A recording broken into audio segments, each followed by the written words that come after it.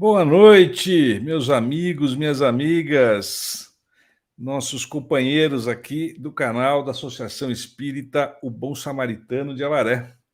Estamos de volta, finalmente, nas transmissões ao vivo, recomeçando hoje. E daqui para frente, até o final do ano, nós vamos seguir nesse ritmo, sempre às segundas-feiras, com transmissão ao vivo. Muito bom estar aqui com você de volta. Espero que vocês continuem conosco ao longo desse ano. E nós estamos começando bem hoje. Lógico, o nosso retorno tem que ser com o pé direito, como se diz, né, no ditado. Nada contra o pé esquerdo, é claro. Mas estamos aqui hoje com o nosso queridíssimo João Máximo. Boa noite, João, como vai? Seja bem-vindo novamente.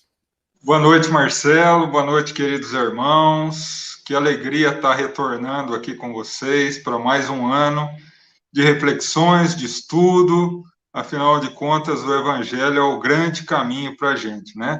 Então, eu me sinto muito feliz de estar novamente com vocês. É isso aí, João. Hora que eu lembro, é uma informação que tem na biografia do Chico Xavier, de que ele lia todinho, estudava o Evangelho 4 vezes ao ano. Eu falei assim, nós já estamos fazendo uma vez por semana, já está bom demais. Tá Mas bom. O João, aqui, por causa de tanto compromisso que ele deve ter, talvez ele faça bastante também. Mas nós estamos começando. É isso aí, João. Valeu mesmo. Que bom estar aqui com você de novo hoje. Meus amigos, então, como sempre, não se esqueçam que nós temos aí a nossa caixa de oração funcionando aqui no modo virtual também, para aqueles que não puderem ir na Casa Espírita. É só clicar no link que está na descrição do vídeo, ok? Hoje eu deixei uma enquete lá para a turminha, não sei se deu tempo, eu coloquei meio em cima da hora, para a nossa comunidade do Samaritano responder. E se vocês tiverem respondido ou não, depois eu faço essa perguntinha para o João, que é o tema de hoje, que ele vai acabar falando tudo para nós. Se ele não falar exatamente o que está na enquete, eu pergunto para ele. Tá bom? Então, vamos iniciar nossa reunião de hoje com uma prece que o nosso companheiro João nos fará agora. Pode ser, João? Vamos lá. Convido a todos os nossos irmãos que fechem os olhos, com serenidade. Vamos abrindo o coração a Jesus, entrando em sintonia com os nossos amigos espirituais, para que ao longo desses momentos que falaremos do Evangelho de Jesus, esses conceitos possam nos adentrar a alma, atingir o nosso coração, nos fortalecer no propósito da renovação necessária, e ao sairmos daqui, possamos ser renovados e fortalecidos para continuar a caminhada rumo a Jesus. Que assim seja, graças a Deus. É isso, gente. Vamos lá? Não esqueçam de participar, comentar, fazer perguntas, aqui aproveitando a presença do João aqui. Na medida do possível, ele vai comentando com a gente eventuais dúvidas. Marcelo, inclusive eu ia comentar com você. João? Pois não, pode falar. Eu ia comentar com você. Eu vou dar uma paradinha uns 10 minutinhos antes, caso tenha algum comentário, algum questionamento, né? Fica legal essa troca de ideias. Que ótimo. Né? Isso, é isso. Fique à vontade, João. Para você que nós temos todo o tempo do mundo. Obrigado. Vamos lá. Bom, meus irmãos, primeiramente sejam todos muito bem-vindos ao retorno das nossas atividades, do nosso estudo. Hoje iniciaremos o ano falando de um novo capítulo do Evangelho segundo o Espiritismo, capítulo 17, Sede perfeitos. E como em todos os capítulos do Evangelho segundo o Espiritismo, ele é dividido em 3 etapas. A primeira, em que Kardec coloca uma passagem bíblica vinculada ao tema do capítulo. A segunda, que faz considerações do próprio Kardec a respeito do tema.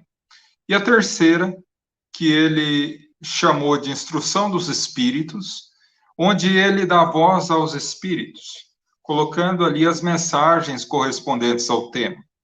Então, esse capítulo, Sede Perfeitos, nasce daquela passagem em que Jesus nos orienta: amai vossos inimigos, fazei o bem àqueles que vos odeiam, orai por aqueles que vos perseguem e caluniam.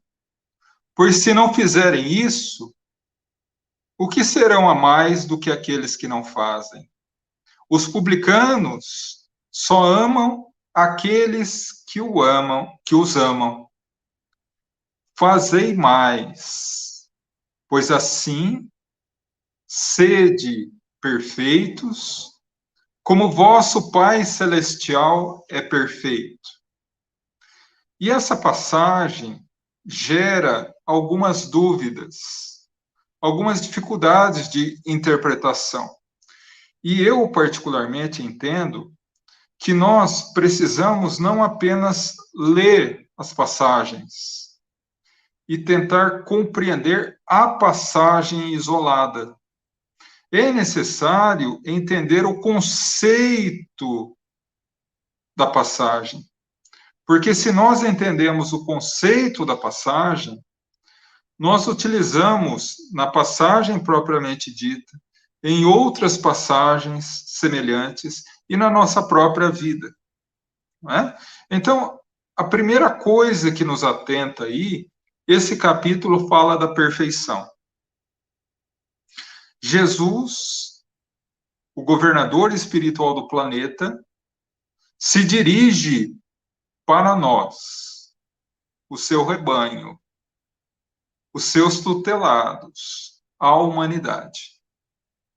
Não, João, ele não se dirigiu à humanidade, ele se dirigiu ao povo hebreu. Aqueles que conhecem um pouco mais profundamente a doutrina espírita, muito provavelmente conhecem o livro Consolador, em que Emmanuel responde várias questões.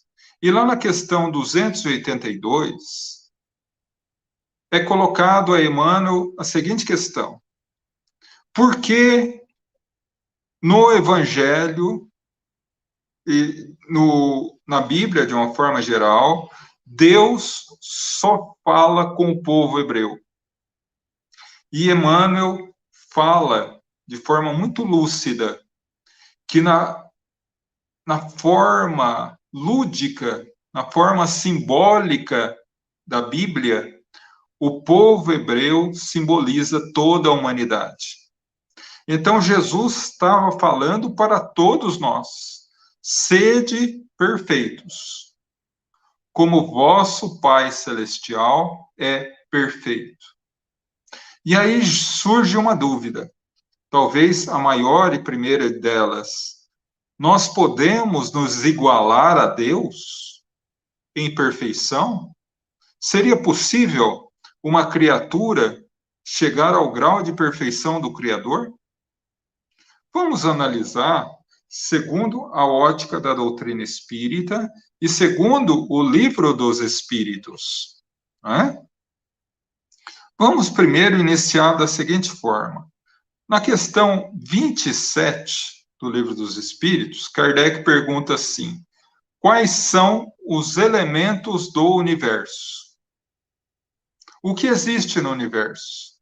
E o Espírito de Verdade responde: Deus, o Criador, Espírito, a criatura, e matéria, o meio pelo qual o Espírito se manifesta. Então, não existe mais nenhum elemento a não ser Deus, Espírito e matéria. Então, Deus, o que é? Questão primeira do Livro dos Espíritos. A inteligência suprema, causa primária de todas as coisas. Ou seja, se nós conseguíssemos chegar à condição de perfeição de Deus, nos igualaríamos a Ele. E Deus não seria mais a inteligência suprema, ou seja, ninguém mais seria superior a Deus. Ele é inteligência no seu grau supremo. E nós nos igualaríamos a ele. Então, ele já não seria o único inteligência suprema.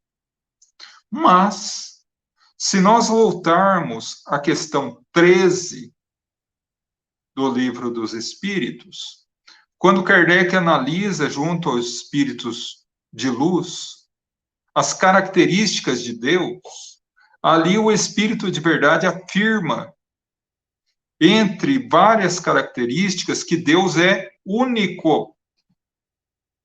Único. Se Deus é único, nós não poderemos ser deuses. Nós não podemos ser Deus. Nós não podemos atingir a perfeição de Deus.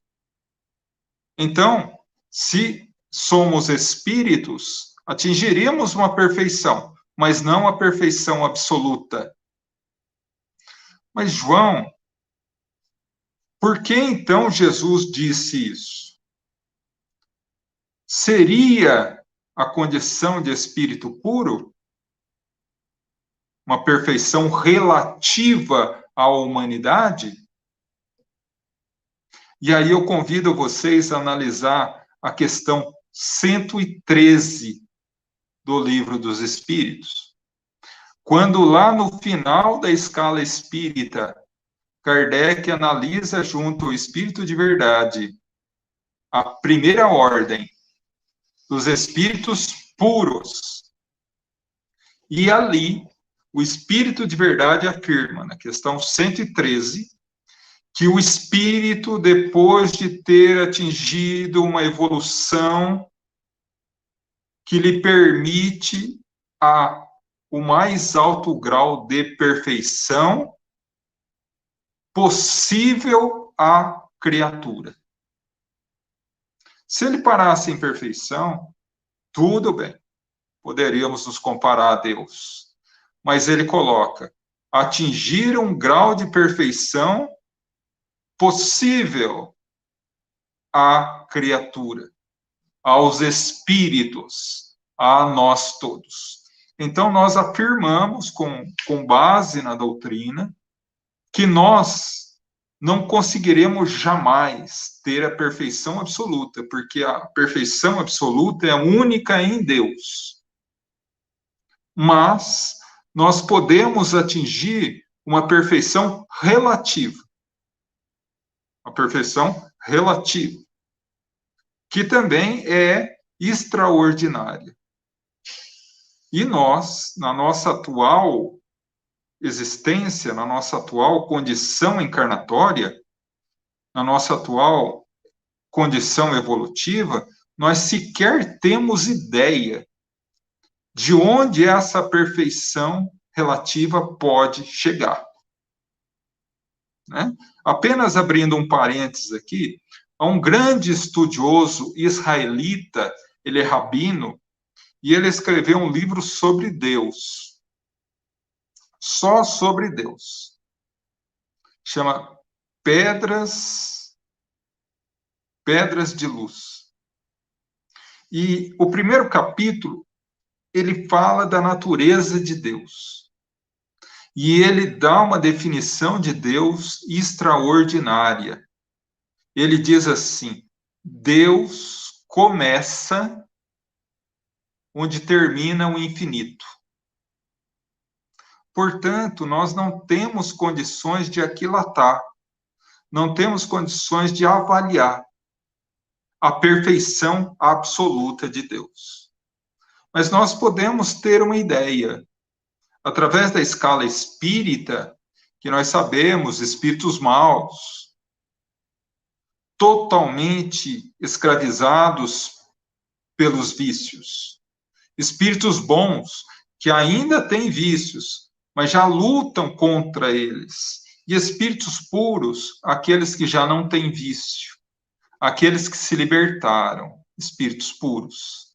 Então, nós temos essa ideia, mas a partir daí entra uma nova escala, a escala dos espíritos puros, conforme a Revista Espírita de fevereiro de 1868, quando em um artigo escrito por Lacordaire, o espírito Lacordaire, e ele descreve o que é um Cristo.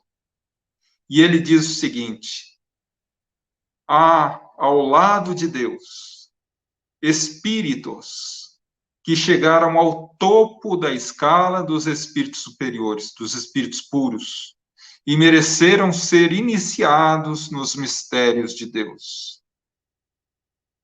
A eles cabe a governância das coletividades planetárias.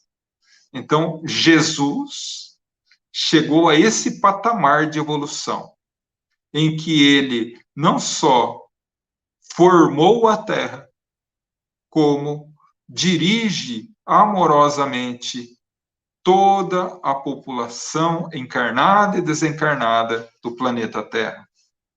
Então, para nós, Jesus é praticamente um Deus. Para nós, Jesus tem uma perfeição absoluta. Tanto é que os nossos irmãos católicos têm a convicção, e nós respeitamos profundamente, de que Deus e Jesus são o mesmo. Mas não é. Jesus tem uma perfeição relativa, e ele ainda tem muito a crescer espiritualmente, rumo às estrelas.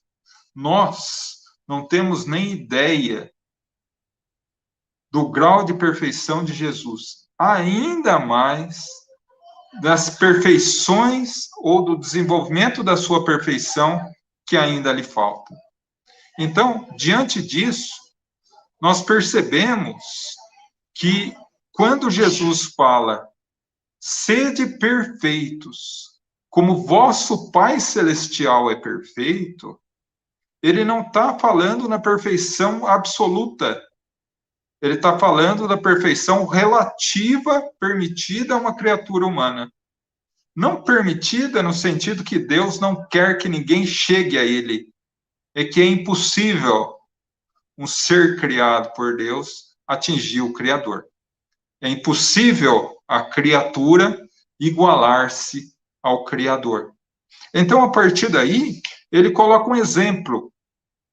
Porque a época, há 2000 anos atrás, e aí nós imaginamos, se hoje, com tanto estudo do Evangelho, com tanto afinco na interpretação dos textos bíblicos e dos textos do Evangelho, nós já temos uma dificuldade imensa de compreender as falas de Jesus. Imagina aquela época. Se ele falasse, olha, nós poderemos atingir uma perfeição relativa, mas não a perfeição do Criador, eles não teriam condições intelectuais e condições morais à época de compreender determinados assuntos ou determinados conceitos que são muito sutis para a grosseria do aspecto moral daquela época e da inteligência. Mas vamos adiante. Jesus nos orienta à perfeição como o Pai Celestial é perfeito. Então, o que nós deveremos atingir? A perfeição relativa. Mas como eu coloquei bem rapidamente, nós estamos em escalas evolutivas.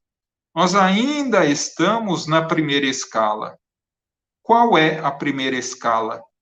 Espírito mau, espírito bom, espírito puro. Sendo espírito mau, escravo do vício. Espírito bom, está em processo de libertação do vício. E espírito puro, se libertou do vício. Então, é dessa forma que nós devemos encarar. Qual o nosso objetivo agora? O nosso objetivo como espírito é atingir Jesus? Não. O nosso objetivo agora seguindo as orientações dele, é não chegar na categoria espiritual que ele está. A nossa principal função, a nosso principal objetivo agora é atingir a condição de espírito puro. Se livrar definitivamente dos vícios. E aí Jesus dá 3 orientações: amar os inimigos, fazer o bem a quem nos odeia e orar por aqueles que nos perseguem. É fácil? Extremamente difícil. E por que é extremamente difícil? Porque nós temos raízes do mal dentro de nós. E aí é um conceito muito importante que devemos quebrar definitivamente. O mal não está fora de nós. O mal, eu vou repetir, e cada um aqui que está nessa live vai se comprometer comigo a repetir. O mal não está fora de mim. O mal está dentro de mim. Porque, como diz Joana de Ângeles, o único mal que devemos temer é o mal que ainda habita dentro de mim. E André Luiz fala a mesma frase, de forma diferente. Então, por quê? Como, então, arrancar os vícios, atingir as virtudes? Como fazer isso se o mal habita dentro de mim? Certamente, não é lutando contra os demônios exteriores. Certamente não é lutando contra o mal do outro. É lutando contra o mal que habita dentro de mim. Porque eu só sou atingido pelo mal do outro porque o mal do outro encontra ressonância no mal que habita em mim. O mal do outro encontra sintonia no mal que habita em mim. Porque no momento que o mal não habitar mais em mim, o mal do outro, o mal do exterior, o mal dos meus irmãos, não me atingirá mais. Então aí a gente percebe a importância. Quando Jesus fala amar os inimigos, ele não está falando do que o outro fez para mim.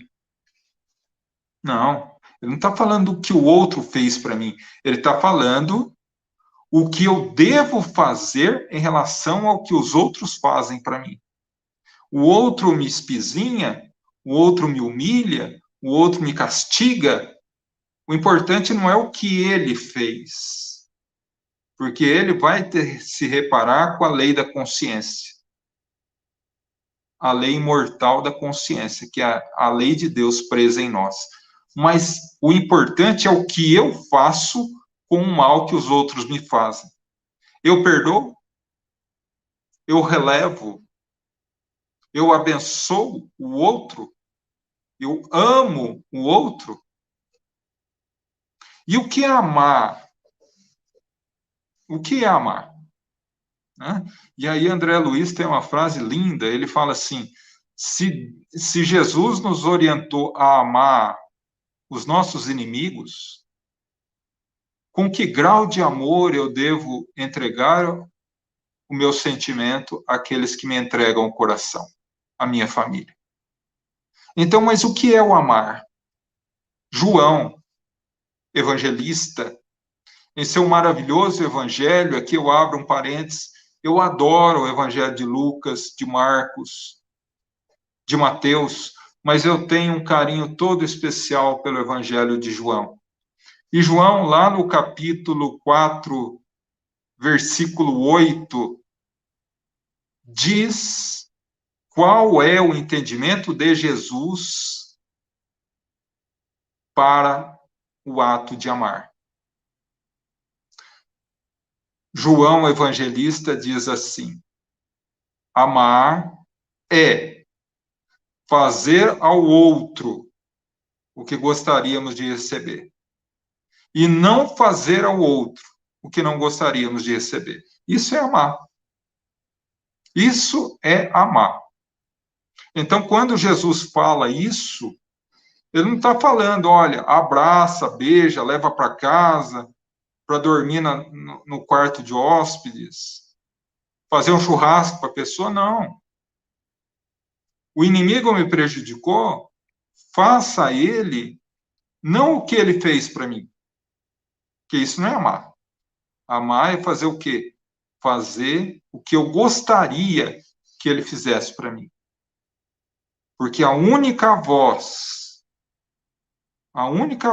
que o mal ouve e obedece é a voz do amor. Fazer ao outro o que gostaríamos que o outro nos fizesse. Mas vamos um pouco mais adiante. Ele fala assim: amai os inimigos, fazei ao outro, fazei o bem àqueles que vos odeiam. Que é exatamente isso. Ele repete, falando que nós devemos, em relação àqueles que nos perseguem, que nos humilham, que nos pisinham, que fazem o mal, fazer o bem. Porque quando eu faço o bem a alguém que me prejudica, eu estou caminhando, evoluindo. Quando eu revido com o mal, eu estou comprometido com a lei. Porque, meus irmãos, me desculpa iniciar a semana, iniciar praticamente o ano, né? Porque nós estamos no primeiro evangelho do ano, com essa notícia terrível. Mas Jesus na cruz instituiu o perdão como lei universal. Perdoa, Pai, eles não sabem o que fazem.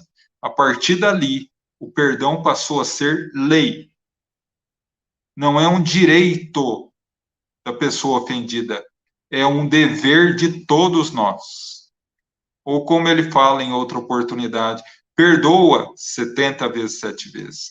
Então, quando eu perdoo uma ofensa, quando eu perdoo um inimigo, quando eu faço bem a ele, eu estou me libertando e trazendo para mim patrimônios espirituais para minha evolução. Quando eu não perdoo, eu volto com ele. Ele para reparar o mal que me fez e eu para reparar a falta de misericórdia. Porque a misericórdia e o perdão são lei. E ele vai adiante, ore por aqueles que vos perseguem. Oração. O que é a oração? É a ligação com Deus. Então, quando se ligar a Deus, lembre daqueles que ainda não conhecem a Deus.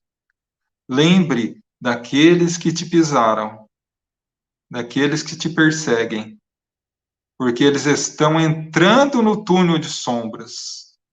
E nós, talvez, com as nossas atitudes, possamos estar muito perto da saída desse túnel de sombras. Então, percebam, meus irmãos, amar, sentimento, amar os inimigos, movimentar o sentimento em mim, fazer o bem às pessoas que nos odeiam, fazer, movimento, prática, movimentar a minha ação, fazer, o sentimento, o fazer, a movimentação minha, a minha prática diária e o meu pensamento, orar. Porque nós oramos com o pensamento. Então, pensar, fazer e sentir. Amai os vossos inimigos. Sinta o bem. Faça o bem àqueles que vos odeiam. Faça o bem. Ore por aqueles que vos perseguem. Pense o bem. Porque quando nós sentimos o bem, fazemos o bem e pensamos o bem, o mal não entra. Nós vamos curando. E eu acredito, e me perdoem eu colocar isso, talvez seja apenas uma conclusão das minhas reflexões, mas todos nós procuramos a evolução. Todos nós queremos ser espíritos puros. Todos nós queremos acumular virtudes. Mas a gente derrapa muito. A gente escorrega muito. A gente cai muitas vezes. E muitas vezes o desânimo nos bate à porta. E imaginamos, e aqui eu estou falando de mim, o desânimo nos bate à porta e diz, poxa, eu já errei tantas vezes nisso, eu quero tanto não errar, e mesmo assim eu continuo errando, eu não consigo adquirir essa virtude. E aí, nas minhas reflexões, eu fiquei pensando o seguinte, para atingir realmente uma virtude, o que eu devo fazer primeiro? Buscar a luz dessa virtude? Ou primeiro matar dentro de mim a semente do mal que corta essa virtude na raiz? Então, o que eu tenho que fazer primeiro para evoluir? Será que é procurar primeiro a virtude? Ou primeiro eu devo matar o mal que me impede de atingir essa virtude? Como eu faço para amar alguém que eu odeio? Do dia para a noite, pum, virei, né, espírita, porque a doutrina espírita não precisa de virados, ela precisa de convertidos. Eu me converto à doutrina espírita, pronto, já sou perfeito, perdoo todo mundo, amo todo mundo. Não é assim. Se eu odeio alguém, eu não consigo amar no outro dia, mas eu consigo dia a dia odiar menos, me esforçando por odiar menos. Através do quê? De me impor a necessidade de orar pela pessoa, de fazer o bem pela pessoa se eu tiver oportunidade, e de sentir nessa pessoa um filho de Deus, com tantos defeitos, mas com tantas virtudes como qualquer um de nós. E aí sim eu estarei cumprindo esse desenvolvimento. Porque eu vou começar a trabalhar o processo em mim. Eu vou odiando menos, cada vez menos, até que a pessoa se torne indiferente para mim. Eu já não odeio mais. E aí eu começo o processo de subida. Já que eu não odeio mais, já que a pessoa se tornou indiferente para mim, agora eu começo a amar. Eu começo a trabalhar o sentimento do amor em mim em relação à pessoa. Então, esse processo inverso é muito importante. Porque se nós não sabemos os vícios que nos carregamos no coração, como que a gente vai querer ser luz? Ou melhor, como nós vamos querer que essa luz resplandeça através de nós, se nós ainda trazemos a sombra? E sempre que eu me esforço por iluminar, vem o vício que existe dentro de mim, que não foi combatido por mim, e corta pela raiz esse meu esforço de iluminar uma virtude. Então, como fazer? Primeiro, conhecer quais são os meus maiores vícios. Há uma questão, antes de falar disso, nós precisamos entender o seguinte. No livro Libertação, de André Luiz, ele faz referência a dois espíritos obsessores que estavam obsediando um rapaz e que conversaram com André Luiz e um orientador dele, um orientador espiritual. E eles estavam dando uma aula de como obsediar. E eles falavam o seguinte, olha, todo mundo tem um mal matriz. O que é mal matriz? É um sentimento negativo, é um vício negativo que está tão entranhado na pessoa que a partir dali, daquele vício, todos os outros males surgem. Todos os outros vícios surgem. Então, o mal raiz dele é o orgulho. O outro é o egoísmo. O outro é a inveja. O outro é a intolerância. O outro é o apego excessivo à matéria. Da onde todos os outros nascem. E aí, os nossos vícios se tornam uma hidra. Hidra, fazendo uma referência à mitologia grega, do monstro em que Hércules matou, em que, quando ele decepava uma cabeça, surgia duas. Por quê? Porque nós não vamos ao foco, não vamos ao mal raiz. Porque quando a gente mata o mal raiz, todos os outros vícios que lhes são filhos morrem junto. E daí, eu gostaria de fazer uma pequena comparação. A questão de uma passagem evangélica de Jesus, que até hoje muita gente interpreta errado. Né? A passagem, e aqui eu sei que vocês gostam muito de estudar o Evangelho, então eu vou falar aonde está a passagem, vocês já vão saber qual se trata. Ela está no livro de Mateus, capítulo 4, versículos de 1 a 11. Essa mesmo que vocês estão pensando aí. A tentação no deserto, ou as tentações de Jesus. Nunca me bateu muito bem essa história de Jesus ter sido tentado pelo diabo. De Jesus ter ficado 40 dias e 40 noites no deserto em jejum. Nunca me bateu bem. Principalmente quando eu me aprofundei um pouco mais na doutrina. Por várias razões. Capítulo 9 do livro O Céu e o Inferno. Não existe ser eternamente voltado ao mal. O diabo não existe. Se ele não existe, como que ele tentou Jesus? E se ele existisse, teria condição de tentar Jesus? O que é a tentação? Tentação é a vontade que nós temos de sentir o prazer de experimentar o mal novamente. Isso é tentação.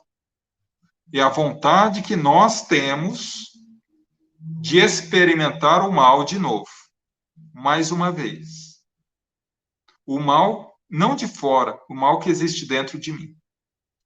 Então, isso é tentação. Então, para que a tentação ocorra, é necessário que a matriz do mal esteja em mim. Então, uma pessoa que tem um vício em cigarro, por exemplo, fumou a vida inteira, para.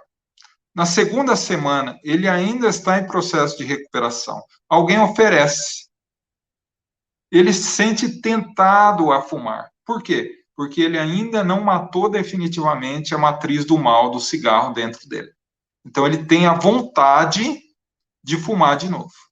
Mas se é uma pessoa que nunca fumou, se você oferecer, ela simplesmente fala, não, não quero. Por quê? Porque ela não tem a matriz desse mal dentro dela. Então, por que você está falando em tentação, João? O que tem a ver isso com ser perfeitos? Nós estamos numa fase evolutiva que o nosso objetivo é alcançar o quê? A condição de espírito puro. Pois bem, e se eu falar para vocês que Jesus jamais foi tentado no deserto? Por quê? Porque para ele ser tentado, ele teria que ter a matriz do mal dentro dele. Jesus, quando chega à condição de Cristo, ele já não existe o mal dentro dele. Lacordaire, falando sobre o Cristo, como eu falei, ele dá essa definição de Cristo, que ele chegou ao topo da escala evolutiva dos espíritos puros. Então, ele já não tem um mal dentro dele. Se ele não tem um mal dentro dele, ele não pode ser tentado, ele não pode ter vontade de praticar um mal de novo. Então, ele não poderia ser tentado. João, se é isso, então Jesus mentiu? Não. A passagem que até hoje todo mundo leva ao pé da letra, como as tentações no deserto, a tentação de Cristo, é uma parábola que ele conta aos apóstolos no início do processo de desenvolvimento. Por quê? é uma parábola do processo evolutivo do ser humano. Porque a língua hebraica, ela é cheia de símbolos. E entre todos esses símbolos, há duas palavras que são simbólicas. Deserto, que tem o significado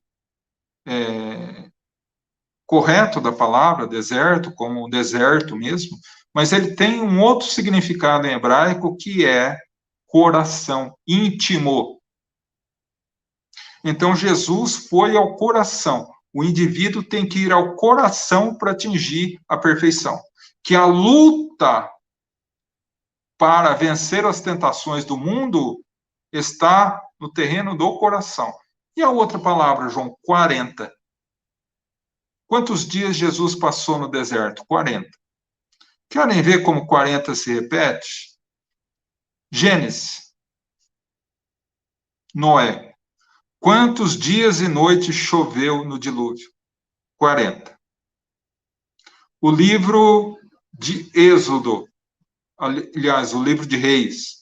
Quantos dias Elias se preparou para o combate, para o desafio do rei Acabe e da rainha Jezebel? 40 dias. O livro de Jonas e a baleia. Quantos dias Deus deu a Nínive para mudar de atitude? 40. O livro de Êxodo. Moisés. Quantos anos eles ficaram no deserto? 40. Quantos dias ele ficou no alto do Monte Sinai para descer com as tábuas do mandamento da lei? 40. Então, se coração tem o significado de íntimo da alma, 40 tem o significado de pausa para reflexão, ou reflexão antes da luta. Então, nesse sentido, a parábola das tentações do deserto é uma reflexão para a luta que cada um devemos travar rumo à perfeição, rumo a vencer todos os vícios. E nessa luta, nós temos 3 vícios raiz, 3 males raiz. Quais são eles? Primeiro, o diabo chega a Jesus e diz: pega essas pedras, transforma em pão para matar a tua fome. O que é pedra e o que é pão?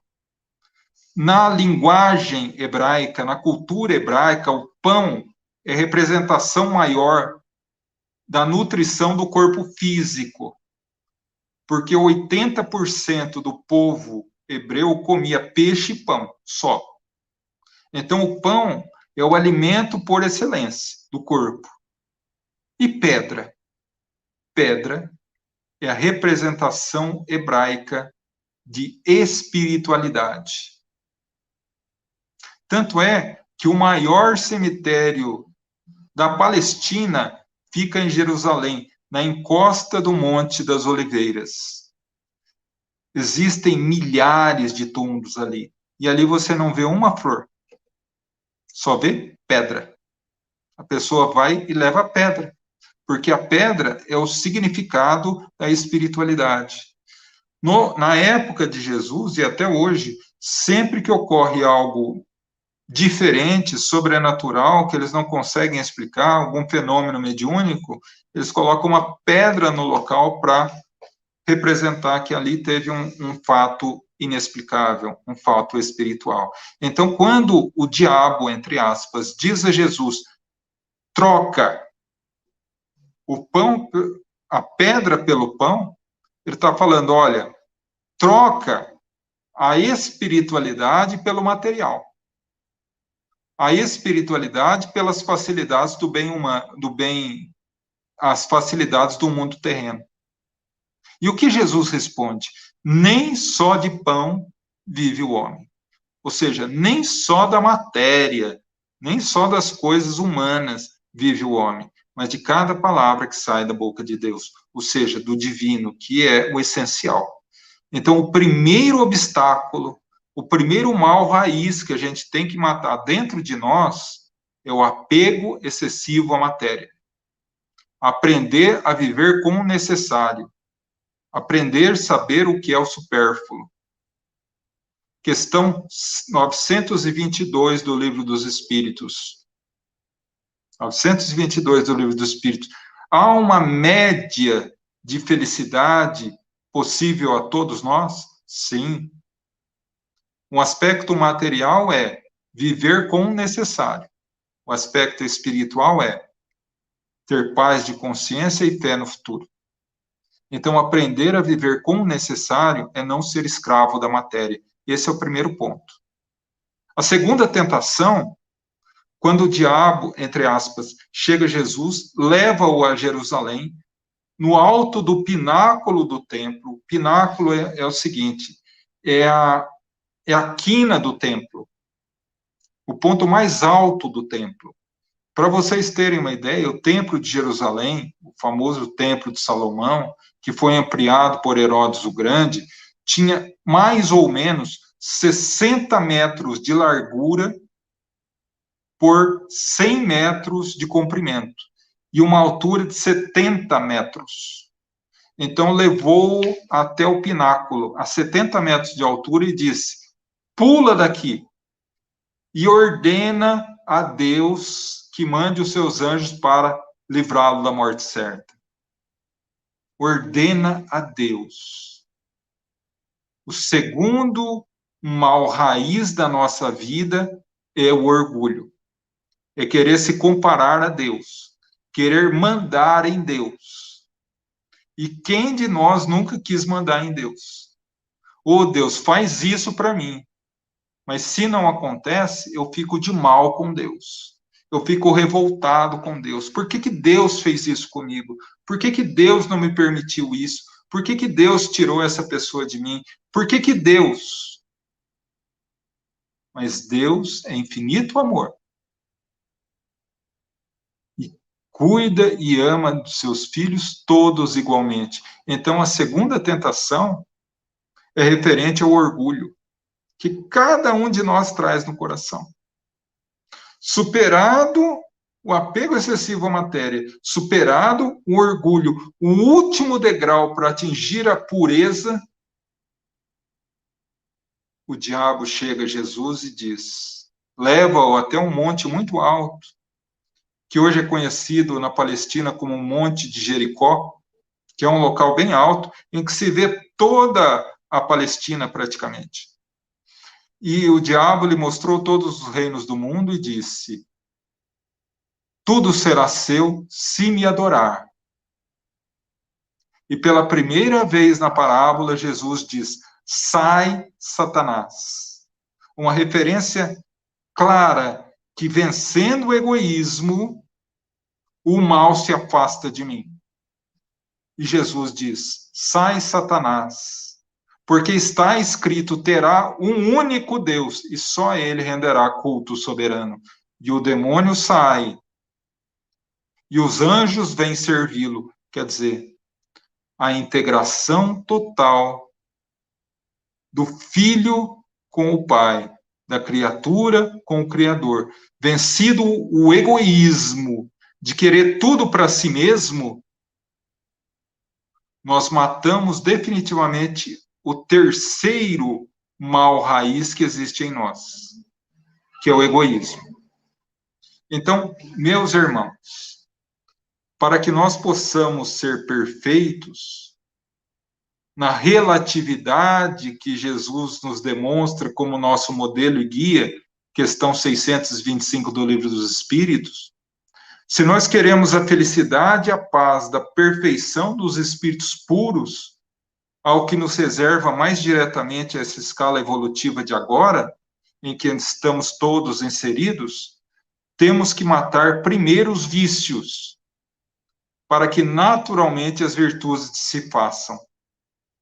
E esses vícios todos que nascem em nós, e que deles brotam ramos podres de perversidade, e geram frutos podres da crueldade e maldade, são o apego excessivo à matéria, o orgulho, e o egoísmo.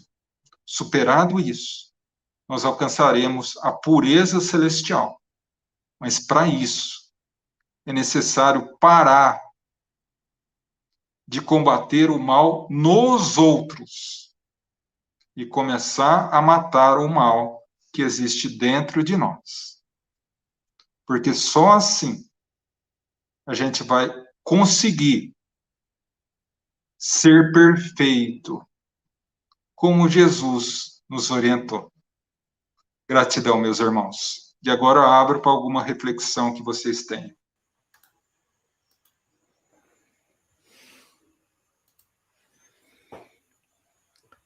Meus amigos, que coisa, hein? É, João. O sujeito acha que é fácil, é?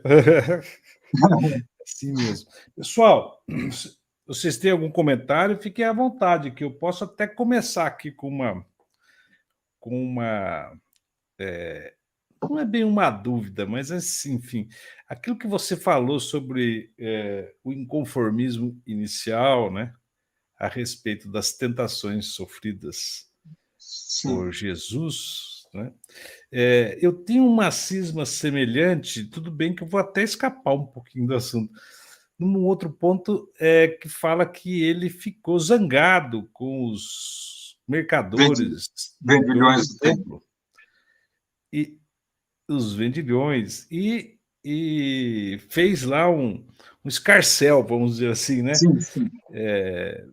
Pelo menos no imaginário que a gente extrai do texto bíblico é esse, né? Que ele meio que Sim, sim. Que ele expulsou ficou os irritado. vendilhões do templo, né? Que ele ficou irritado, exatamente, uma boa expressão. E esse irritado, dentro, por exemplo, do que você falou da raiz, né?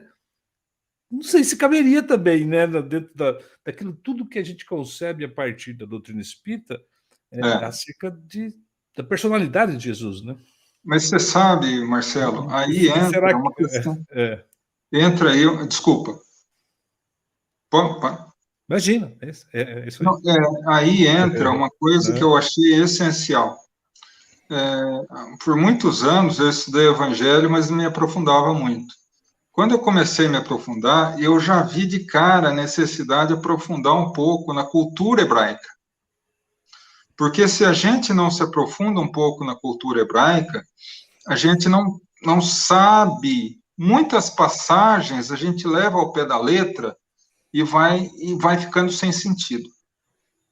O povo hebreu, ele é um povo extremamente pobre no sentido linguístico. O português tem 500 mil palavras, o hebraico tem 12 mil. Então, uma palavra tem vários sentidos. À época de Jesus, 98% da população era analfabeta. Então, como eles passavam as informações? Por fala, por histórias, por parábolas. Tradução oral, né? Tradução oral. E essas traduções orais tinham duas formas: as parábolas, tá? E aquilo que a gente chama de encenação profética. Um profeta fazia uma determinada encenação que tinha um objetivo. Então, se você vê aí se você der uma olhada no Antigo Testamento, você vai achar aproximadamente umas 25 a 30 encenações proféticas. É uma encenação que o profeta fazia e que tinha um significado de algo que ia acontecer. Então, para você entender isso, vamos colocar apenas um exemplo. Jeremias, o grande profeta do povo hebreu, ele foi chamado por Deus a comprar um vaso bonito e levá-lo à porta do templo. E quando ele estava no templo, quebrar esse vaso em vários pedaços. As pessoas ficaram espantadas. Mas os sacerdotes, já tendo esse conhecimento da encenação profética, foram até ele e disseram: olha, o que significa isso? Significa que o povo está sendo negligente e por isso ele será levado como escravo. 2 anos depois, Nabucodonosor e suas tropas levam o povo hebreu para a Babilônia. Né? Então, isso é apenas um ponto. Né? Se você pegar Oséias, por exemplo, Oséias passou por uma situação muito difícil. Deus mandou ele entrar nu no templo. Nu. Por que ele não foi preso? Porque era uma encenação profética. Quando ele saiu, foram perguntar a ele, olha, vocês estão querendo entrar em luta com a Síria. Se vocês fizerem isso, vocês vão perder a guerra e o exército sírio fará com que o exército hebreu caminhe nu pela cidade como forma de vergonha. Então, você começa a perceber isso. Então, Jesus, ele fez uma encenação. Ele derrubou, porque o evangelista Mateus, se não me engano, que fala, o evangelista Mateus e Marcos, eles falam assim, Jesus derrubou a mesa dos cambistas e libertou os animais. E aí a nossa mente já coloca ele com chicote na mão, xingando todo mundo. Né? Mas por que ele não foi preso ali? Porque o templo, na época de Jesus, ele tinha 4.000 soldados, soldados do templo. O templo, ele ficava do lado da Fortaleza Antônia, que era a fortaleza militar, onde tinha mais de 10.000 soldados romanos. Se Jesus fizesse algo contrário à tradição ali, ele seria preso imediatamente. Mas todo mundo sabia que era uma encenação. Por que ele faz isso? Para passar as pessoas que, se continuassem assim, iriam corromper a religião, a ligação com Deus. O que realmente aconteceu, né? Então, é mais ou menos por aí. Boa essa história, essa explicação sobre a encenação, né, como forma simbólica de comunicar Sim. um conceito qualquer, né? Legal, muito bom. Pessoal, vamos ver aqui, a Alda está aqui agradecendo a explicação. Eu também concordo, viu, Alda? A gente tem que ouvir várias vezes essas explicações, mas o YouTube nos permite isso, Alda. É só nós revisitarmos aí o canal do Samaritano a hora que quisermos, e essa exposição do João estará disponível para todos a qualquer hora, não é verdade? Então, essa é uma vantagem das reuniões feitas aqui no Samaritano. João, uma outra coisa que para a gente aqui já está encerrando o tempo, mas assim, ó, o fato de Jesus estar encarnado, portanto, sujeito aos desafios do organismo biológico que ele estava ali. Oi? Deu uma picotada aí, Marcelo. Não ouvi. Eu falei o fato de Jesus estar encarnado e encarnado na matéria, portanto, vinculado de alguma maneira à matéria. Essa matéria poderia servir de limitação ao exercício das virtudes de Jesus, oferecendo a ele, por exemplo, desconfortos, como está lá na tentação que você leu, da fome, da sede, essas questões. O que nós podemos extrair disso? Olha, sem dúvida nenhuma que o esforço do Cristo para encarnar foi imenso. Porque você imagina um perispírito que quase não existe mais, né? De tão sutil, né? Ter que se vincular a um corpo tão grosseiro quanto o nosso, né? E isso, naturalmente, que gera um desconforto, né? Um desconforto natural até. Mas, apesar da total dificuldade que o corpo manifesta, e o próprio Kardec coloca isso no Livro dos Espíritos, né? E da influência do corpo sobre o espírito, acredito eu que ao grau, e aí é uma opinião minha, tá? Para que não desmereça a doutrina em nada, se eu estiver errado, que o grau de elevação do Cristo, se tivesse algum tipo de barreira ali, era mínima para que ele pudesse não transpor, né? Porque se a gente sabe que a base elementar da matéria é o fluido cósmico universal, e que Jesus tinha completo poder de manipulação do fluido cósmico, portanto, tinha o total poder sobre a manipulação da matéria, não seria o corpo que iria lhe impedir de alguma coisa, né? Mas é uma opinião minha. Essa sua opinião é praticamente a mesma que eu tenho, minha também, né? No sentido de que, como o corpo é formado também e sofre, na sua formação, a influência do perispírito, do espírito Sim. reencarnante, né? E aí a gente percebe aqueles espíritos, aqueles indivíduos que reencarnam com defeitos físicos, coisas Sim, assim, sim. que é uma influência necessária à evolução dele, e aquelas marcas Claro. acabam aparecendo no organismo biológico. E Jesus Claro. sendo perfeito, né, Sim. dentro do limite da perfeição, como você disse, né, eu penso comigo que o corpo dele também deveria ser proporcionalmente, né, dadas as condições aqui humanas, também no limite do que era possível ser Possível a ele, né? de ok, né, de bom, né? Porque eu não Tanto é gosto. que. Pois não, pode falar. Pode falar. Não, pode completar o raciocínio. Porque todos os relatos, tudo bem que são bem superficiais, né? Mas os relatos a respeito mesmo da aparência física de Jesus, tudo bem que também tem outras questões aí envolvidas, mas ninguém fala que ele era um sujeito mirrado, que ele era um sujeito mal afeiçoado, É, nada, que até os traços físicos dele sim, foram sempre notados com perfeição, né? com certeza, com certeza.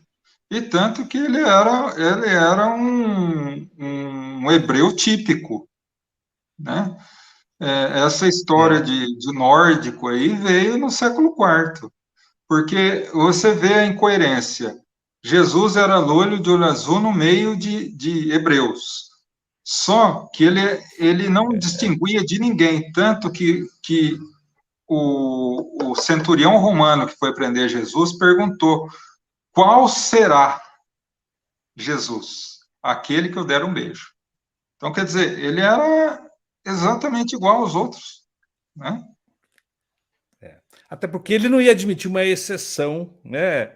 Claro, Que não fosse possível aos demais aí é, no processo de encarnação, né? sim. É isso, João. Ultrapassamos aqui, desculpa, viu? Eu tinha o assunto de hoje, no fim, acabou surgindo aqui. E o pessoal continua nos acompanhando aqui. Gente, quero agradecer imensamente a presença de todos vocês aqui. É sempre uma alegria para nós, quando nós começamos aqui a reunião, perceber aí os nossos amigos também chegando, dando o seu boa noite. Muito bom, viu? Estou muito feliz hoje por a gente voltar a fazer as transmissões ao vivo, sobretudo aqui na companhia do nosso queridíssimo João. Quero agradecer muito vocês e dizer que nós estaremos aqui todas as segundas durante todo o ano e esperamos contar com a presença de todos vocês. João, antes de você, então, de encerrarmos, aliás, eu queria pedir a você que nos brindasse mais uma vez com uma prece. Claro. Vamos então novamente fechando os olhos, nos vinculando à imagem luminosa do Cristo, e com isso facilitando o acesso ao nosso psiquismo, das entidades superiores, dos amigos espirituais que nos abençoam nesse momento. Que essas reflexões da noite possam adentrar a nossa mente, alcançar o nosso coração. Que Deus, o nosso Pai, possa nos fortalecer o propósito da mudança, da necessidade premente e urgente de adequarmos a nossa conduta do dia a dia à conduta do amor, da paz, do respeito, da fraternidade, para que assim possamos ser considerados, em meio à tempestade moral que nos assola, servidores do Cristo, jamais se esquecendo que aqueles que perseverarem até o final serão salvos. Que assim seja, graças a Deus. É isso, gente. E com isso nós vamos encerrar mais uma vez. João, obrigado pela presença, pelas palavras. Vamos junto aí ao longo do ano, então. Eu que agradeço, Marcelo. Realmente foi uma alegria estar com você novamente e abrir esses trabalhos tão importantes de reflexões a respeito do Evangelho de Jesus, que eu acredito que seja, dentre de todas as obras da codificação, a mais essencial. E agradecer também a presença de todos os nossos irmãos que aqui estiveram conosco, o nosso carinho e a nossa gratidão. É isso, gente. Então, ficamos por aqui. Um grande beijo para vocês, uma ótima noite, uma semana abençoada a todos. Acompanhem aí o canal, se inscrevam no canal para vocês receberem as notificações. Nós temos reuniões em outros dias, às quintas-feiras, às sextas-feiras e aos domingos também. Então, se inscrevam aí no canal, por favor, vocês nos ajudam muito. E se vocês gostaram aí da exposição do nosso querido João hoje, também pode deixar um like aí, que não vai fazer mal para ninguém, tá bom? Muito obrigado, gente. Um beijo a todos vocês. Fiquem com Deus.